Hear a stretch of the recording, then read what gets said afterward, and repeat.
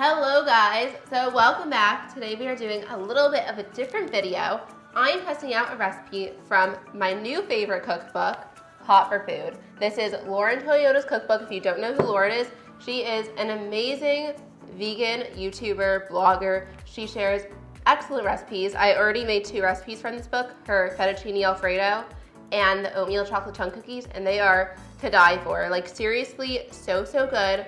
Something that I love about her book is that it's not necessarily focused on being healthy, but it is focused on being plant-based. So sometimes when you're trying to eat plant-based, you really do want to indulge, and this is the book for that. I mean, I'm not vegan. I eat eggs and meat, but I don't eat dairy, so a lot of vegan recipes just happen to go well with my diet. So I love testing out new vegan recipes, and today we are making her what looks like a delicious, which I'm pretty sure is going to be amazing, cheesecake. Let me show you guys the picture. It's the baked blueberry cheesecake here. It looks to die for, and I love that there are barely any ingredients in the filling, barely any ingredients in the crust. It sounds really simple to make, so I figured I'm gonna make it and I'll take you along as I make it and try it out, and I am just so excited for this. So now let's get baking.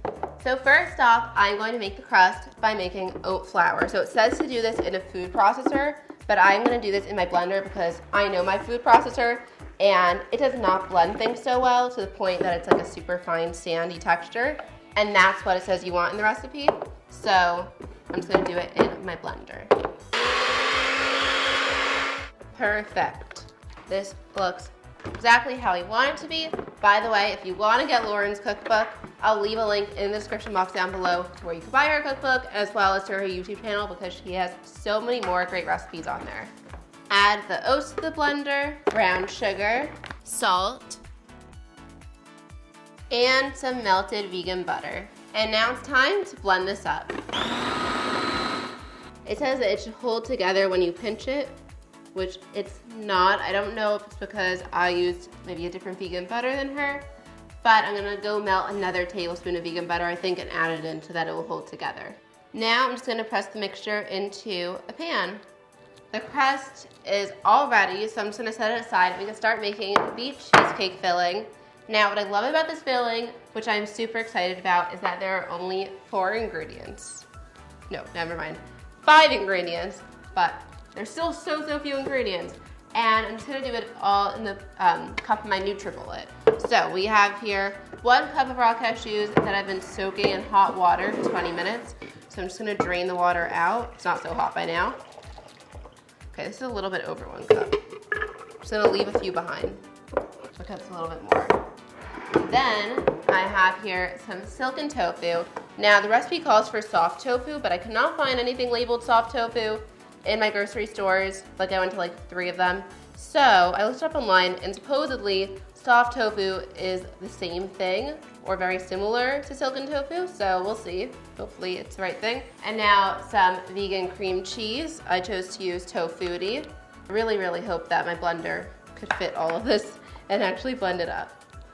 And then next is sugar. Have to get that.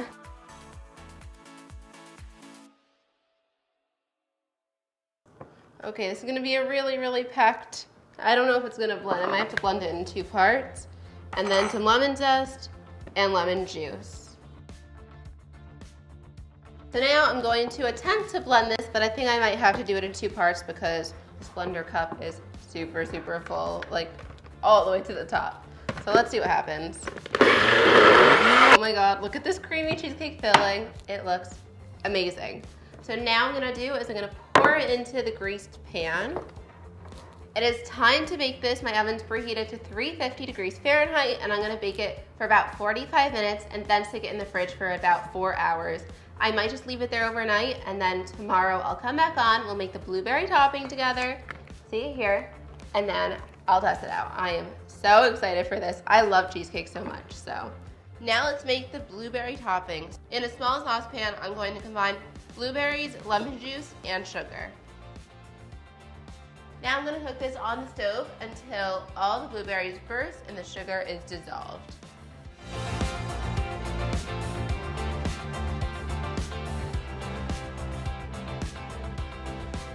The cheesecake has been chilling in the fridge overnight, and now it's time to open it up. and add the blueberry topping. Okay, I think it's pulling away really nicely. Perfect. Once the cheesecake is on the platter or your plate, it's time to add some of the delicious blueberry topping. I'm back. I know this is not the kitchen. I'm at my desk because I'm actually eating my cheesecake lunch now. So basically, I'm the worst YouTuber ever. I am eating my cheesecake now, but I did try it a couple of days ago, not on camera. I know my plan was to try it on camera for you guys, but it just looked so good and I wasn't set up to film, so I'm gonna try it again for you guys. But I'm just gonna quickly show you, like, most of the cake is gone. Like, between me and my mom and my sister, we've finished off this cheesecake for the most part, and I've been saving it for this end of the video, so let's try it out. Although I already know how it tastes, and I really, really like it. And this is the best lunch ever. So let's discuss the cheesecake. So the crust is delicious. I love how easy it was to make, but I would probably do 1.5 or 2 times the recipe next time just because I would like a little bit more crust. Then we have the cheesecake filling. That is my favorite part. This is a really, really great vegan cheesecake. Very, very surprised by it. It has a really creamy texture. I highly, highly recommend that you make it. As for the blueberry topping, it is really good, but for me personally, it was a little bit too runny when I first made it because there was no, I think this is why, there was no cornstarch or arrowroot starch to thicken it. So if I were to make this in the future, I think I would add a little bit of arrowroot starch to the jelly mixture just to thicken it a bit so that it wouldn't just flop off the cheesecake. By now, it's been sitting in the fridge for 4 days, so it is super solid and it's not dripping off. But if you're gonna pour it straight onto the cheesecake and then serve it a half hour later, it's not the best situation. So I would recommend making it a little bit thicker or just letting your cheesecake sit in the fridge for like 2 days before you serve it. I mean, it's still good a day later or 2 days later or even 4 days later now. So this is really the best lunch ever. So I really, really highly recommend this cheesecake. And you should go and check out the Hot for Food cookbook. The cookbook is called Vegan Comfort Classics by Lauren Toyota, 101 recipes to feed your face. I'll leave a link down below. It is a great cookbook. I highly, highly recommend that you buy it and check it out. It's only $14 on Amazon, so it is a really, really great deal. And this is already the 3rd recipe I've tried from her book, and I'm loving all of them, so I can't wait to try more. I am literally obsessed with trying out recipes that use cashews, like to make creams and cheesecake and all that stuff, so I'm sure I'm going to be doing a lot more testing in the future.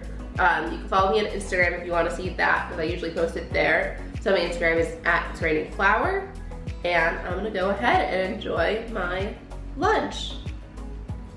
And Lauren, if you're watching this, thank you so much for the recipe. It really is incredible, and your book is incredible, and I am obsessed with all your recipes, so thank you so much.